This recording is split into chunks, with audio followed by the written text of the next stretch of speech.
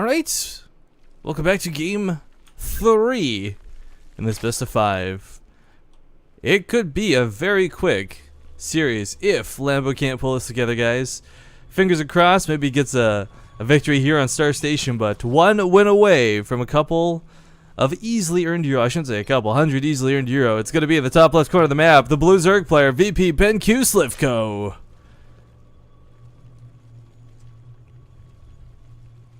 And his opponent in the lower right with red and shiny little logos, decals, decals, the little stars from Carbot. It is the red Zerg player Lambo.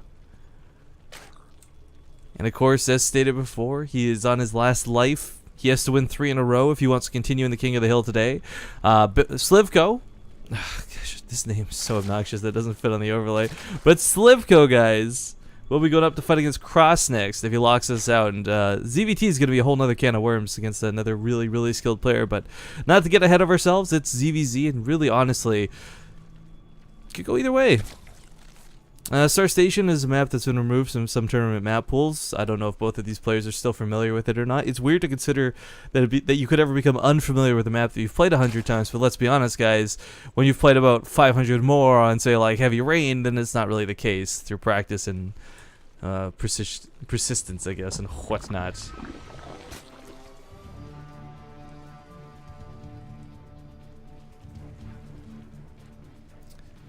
But Lambo's not had a lot of luck here. Now it is funny, it's worth noting, there was a Zotac EU Cup not too long ago that had Slivko versus Scarlet in it. And one of the funniest things for that match was I think Scarlet went for like 10 pull Banes or 6 pull. It was something absurdly cheesy, and Slivko was caught completely off guard by it. It's obviously too late now for Lambo to try and pull off the same tactics, but that might have been something he could have utilized to try and edge out a victory.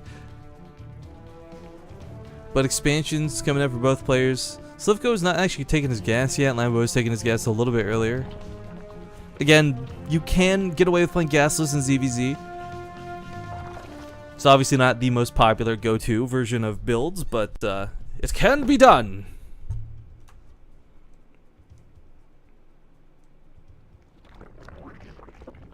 I see some chat talking about Red City.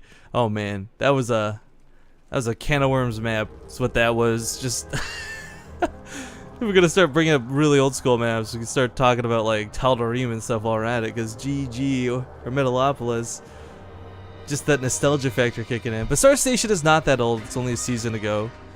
A couple links coming out of Lambo are going to try and scout Slivko. He did kind of mention in the lobby, guys, one of the things he's a little bit frustrated with in the series is he's got the wrong builds for each of these games. So this time with the earlier links, hoping to come across the map and find himself perhaps a little better prepared with information.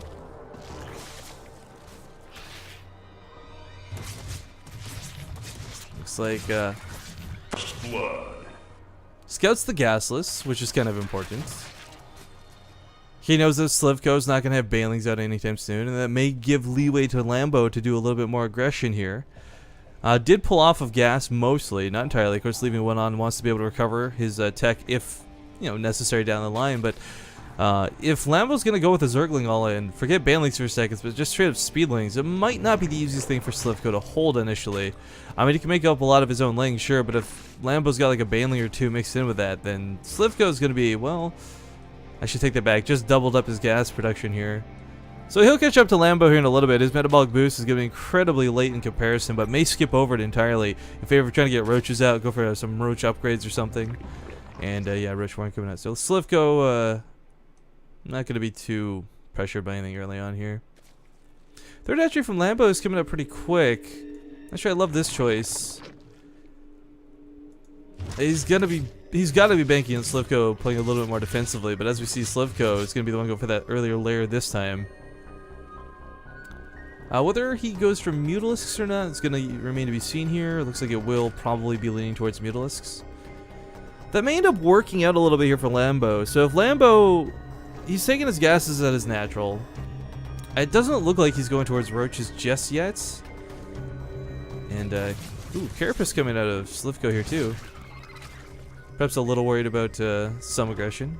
The nice thing about the Carapace upgrades early on is that it'll benefit anything. Like, maybe it hits your Zerglings, or maybe it affects your Roaches. Either way, it's kind of that blanket, like, okay, I didn't waste 100 gas type move, but looks like will be both players going for those Roaches. The earlier layer may have wanted to initially go for a Spire, but highly doubtful, as Slivko's always been going to Roaches every game so far today. Third base from Lambo is gonna. So this is the problem that I was kind of like, I'm not sure if I like this. On one hand, if he gets away with it, his economy is gonna be fantastic. It'll be so much better than that of Slivko's. But this is also a huge point of defense, very exposed, that he has to defend now. He can't just ignore this. He can't just leave it here.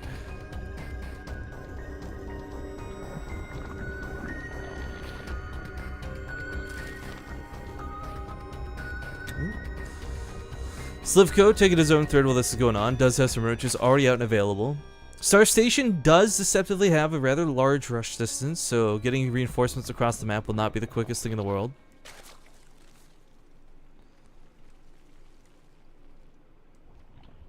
And these couple of Roaches will fend off these very scary lings with relative ease. Overseer from Lambo sees Roaches, but also sees that third more importantly. So now he knows his opponent's also on 3 bases, but significantly further behind than his.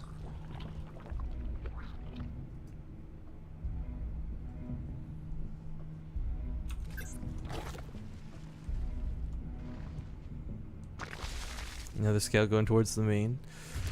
1-1 upgrades finishing up here for Slivko in a second, but of course Lambos are not too far behind, and again, upgrades this early in Roach Wars is not the biggest deal. Is going to try and add in a bit of a Hydralisk down here. I'm not sure I love this choice at a Lambo. Hydralisks are really good to have in your army, but only if they've got the appropriate amount of Roaches to buffer for them. If you go straight for Hydralisk with only like 10 Roaches, you're going to lose that fight every single time. Roaches are just so strong, and Hydralisks are glass cannons. You really need enough of them to tank for the Hydralisks to really get their effective DPS added into the fight. But that being said, we'll see if Slivko slams Lambo hard. If Lambo's forced to play defensive once again, looks to be the case. Slivko's also getting his own Hydralisk den down. It's a huge amount of resources you got to dedicate into making those Hydralisks, but of course, there's the proposed change of making them, what, like 25 gas instead of 50 or something insane? Like, the mineral count I don't believe is changing, but still, a ridiculous proposed change may be coming in the future. It might change up the way this matchup goes. But Roaches in retreat. 22 to 20 number-wise. Looks like, honestly, they're both perfectly fine.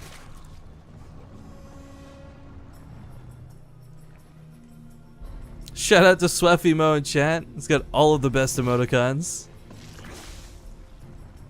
Everyone from every channel. But upgrades on the way for both players. And again, another very passive game going to happen here, where probably around 170 supply, maybe maxed out, is when they'll look to really move out. But for now, just kind of trying to get their own Hydralisk counts up, added into this fight. What you'll oftentimes see is, like, when Roach Wars collide, you'll see just the Roaches try and melee move into the range of the other Roaches, so they're actually in range of the Hydralisks and can try and snipe them off.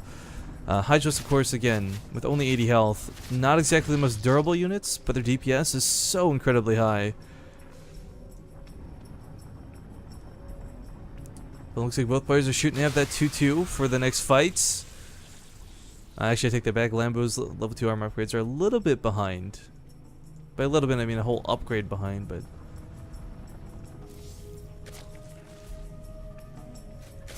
The station pick coming out for Slivko next. I'm sorry, guys. It's just not the most dynamic game, and I don't... I don't know what to do. It's just like, we only got one player in the lower right, just bulking up his forces, waiting to push out, finally moving across the map. Lambo, the king of Roaches, can he make this happen? Like, no, it's just, it's ZVZ. It's passive. I gotta be honest, this is like my least favorite forum to watch. At least with Mutalisks, it's dynamic, right? But a couple of Overlords gonna be sniped off. This will leave the Hydralisk a little bit exposed. That's gonna be a problem for Lambo. He's not got the Roaches to buffer for him, and this fight is it's a terrible engagement for him to take. He's gonna lose this just outright. That initial start to the fight was terrible. Hydralisk attacking the Roaches. Roaches versus Hydralisk down here. It's just not gonna work for Lambo. He just got wrecked as far as his initial attack force goes. With mostly Hydralisk left, though, Slivko needs to pull back behind his own Roaches and does so. Nicely holds the line, and looks like both players will even out the army supply. But of course, for Lambo, you know, he doesn't have a lot to really buffer with here in this scenario. Roaches are left at home, not rallied across the map, and a fourth base being taken for Slivko right now. This is what's going to set him ahead in this game. The engagement was it ended up being a bit of an even trade as far as the roach count goes, but as we look at the units lost, losing more Hydralisks did Lambo, and those are the expensive units. Like, roaches are cheap, they're inflatable, you don't care about losing the roaches, it's the Hydralisks that are so costly and expensive. The fungal growth coming out of Slivko is also something that's a little bit interesting. So Infested Terrans, of course, nerfed to hell since Wings of Liberty, no longer as good as they once were. They will, of course, add a little bit of damage to the fight, be it through fungal growth, holding an army in place, allowing you to force a fight, or just the raw damage. It's not much, but still the damage that the fungal growth does over time. But I really like the choice of having Infested Terrans. If you have enough of them down and they do hatch, it's a lot of extra damage. But sometimes they're just like eggs to soak volleys from the roaches and from the Hydralisks. We'll end up seeing how they get utilized here for Slivko, but this is the one big advantage he's really going to have over Lambo in this next engagement. Lambo's unit counting station, of course, is looking a little bit not too bad as far as Hydralisk go. Both are evened out in that regard, but, you know, he's coming up with 10 more roaches versus, like, say, 4 more infestors. I don't really know how this is going to go, to be honest. I think, honestly, if Slivko does this correctly, he should be able to walk away with this fight pretty unharmed, but small roach hit squad here at a Lamb. We're going to try and snipe off a drone or two. And really, that's all you need to do, snipe off a drone or two. But this opens a big pathway into the natural base. Slivko perhaps a little out of position as the fungal growth is thrown down and catches a lot of the roaches, but will that be enough? The Hydralisk Wars are going to actually take place here right behind the roaches. Unit Counting Station is going to tell the best story of this game, but it looks like Lambo's coming here with a bit of a concave. Might just end up working out for him, but his Hydralisk count, it's better than that of Slivko's, and Slivko, despite his defender's advantage, can he clean this up? The spine crawler's coming down. I didn't even see this being built while this was happening, but they do drive this back, just barely holding on to this game. More roaches coming out, but we have Slivko doing something very interesting. Something that a Ukrainian player known as Bly often does, and that's where you go for a hive and maybe try and get some broodlords out. This is not something you see commonly in ZVZ, but some players, when you get to that late game, can make it work. We'll see if Slivko is able to pull it off. Oh man, that battle though. Paused. Just needing a second here real quick. Those spine crawlers finishing were so heroically like clutch. Like, that was insane. Out of position for the start of that fight. That could have gone so poorly for Slivko. But Lambo got a good trade out of that. Game resumed. Currently no Spire available for Lambo. He's going for his own infestation pit, which I'm not sure will work. What would be hilarious to see would be if Lambo went for like Swarm Hosts and Slivko went for like Broodlords. And he just had like free units training out for free units, like in this perpetual like war that will never end in the middle of the map or something. But I guess actually the Broodlords would eventually win that fight with if an Overseer joined the army, because of course, you know, what are you gonna do? Shoot up with Locusts? I don't think so. But Greater Spire is in fact on the way, and oh boy, oh boy. So yeah, like I said, Bly is one of the very few rare Zerg players I've seen do this. I've cast Slivko plenty of times, and personally I've never seen him do this. I don't know how skilled he's going to be with it or how comfortable he's going to be with it. But for Lambo, he's going to be, I quite frankly think, unable to deal with it here, unless he gets his own Spire up. If he scouts this, makes his own Corruptors, you know, that sort of thing. But for now, he's going to be relying on Hydralisks to do this, and it's kind of like, it's that same situation with Stim Marines, right? Like, if you get underneath the Broodlords, you're going to tear them to bits, but getting through the Broodlings, getting through your opponent's army underneath it, these are not two tasks easily accomplished.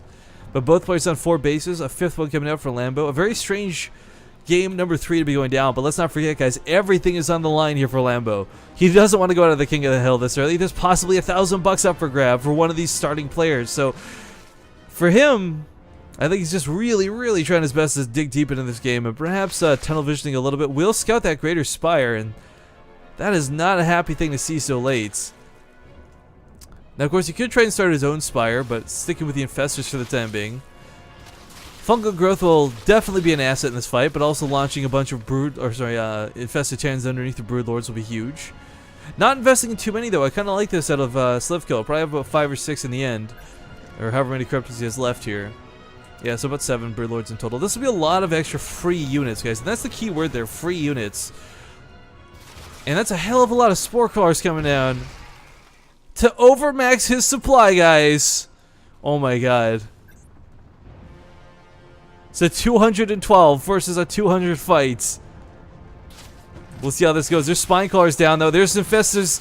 The fungal growths are pretty decent, and they do cover a good chunk of the army, but broodlords are a little bit late to the fight. Going to cost these roaches a lot of their numbers, but hydralisks see the broodlings and are starting to stutter step back just a little bit. Trying to get away from the spine crawlers. Going to throw down another fungal growth to try and retreat, but Lambo loses his entire army, and he remakes it, don't get me wrong, with relative ease.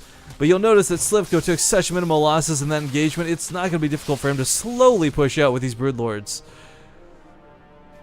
Of course, I guess the key word there, the emphasis is going to be on slowly, but in full retreat, these infestors can't quite fungal again. Forcing them now to fight away from the broodlords would be a decent engagement if Lambo could take it, but that's not going to be the case. Queen's in pursuit behind is going to guarantee the broodlords will get some transfuses on them.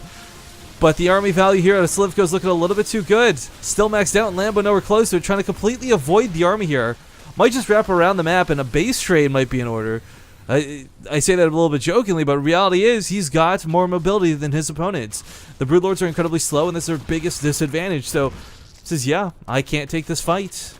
Unfortunately, the infestor here is going to die with enough energy to fungal. Oh, that's a bit sad. Lambo's going to definitely need to try and run some units away from this, though. Building on the other side of the map is going to be critical to this. He's going to absolutely tear through what Slivko has defensively, but in this base trade scenario, well, let's be honest, guys. Hang on. Base trade hype! We got the broodlords in full force here. Queen's not going to get too much done selling. The broodlings might not have a lot of upgrades, but they've got the damage necessary. Hive did more fear out of Lambo, and I don't know. Inspire a wee bit too late. The drones were pulled, though, and Slivko, of course, has more than enough money to build some more structure. So Lambo letting those escape, that may just end up costing him the game here. Trying to run past these broodlings, gets a little bit stuck on them, hilariously enough, but this is not looking too good for a Red Zerg player. I do implore his trades to go for the base trade, but letting the drones escape is kind of what seals the deal in his, I feel, his defeat this game. Slivko's just going to be able to make new buildings. Yeah, new hatchery just coming down to the third base of Lambo. Plain sight, too. Like, he knows this is coming. But going to do as much damage as he can, Slivko, that is. Army supply is just not going to match that of his opponents, and if he had another Spire down, can make some Corruptors, then maybe this is a little bit of a different game. But for now, he's not going to be making any Corruptors anytime soon. And this is, a really sad game.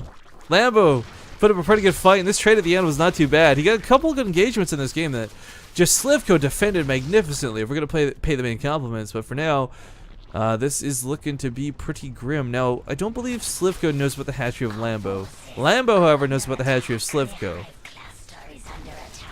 But the problem is beforehand, the fight situation was going to be that, like, Slivko couldn't, he could take a fight off, like, away from the broodlords as well as underneath them, especially underneath them.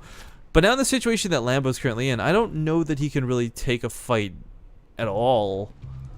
With the creep spread that Slivko has, actually, he's going to see the entire army moving around. Unit counting stations, 22 roaches to 10, 21 hydros to 21, so even in that regard. But those 9 broodlords, it's not going to be easy to fight away from them. And trying to force out another base trade in this low, this desperate of a situation, especially when there's still buildings bleeding on this half of the map, oh god, I don't think that's going to work.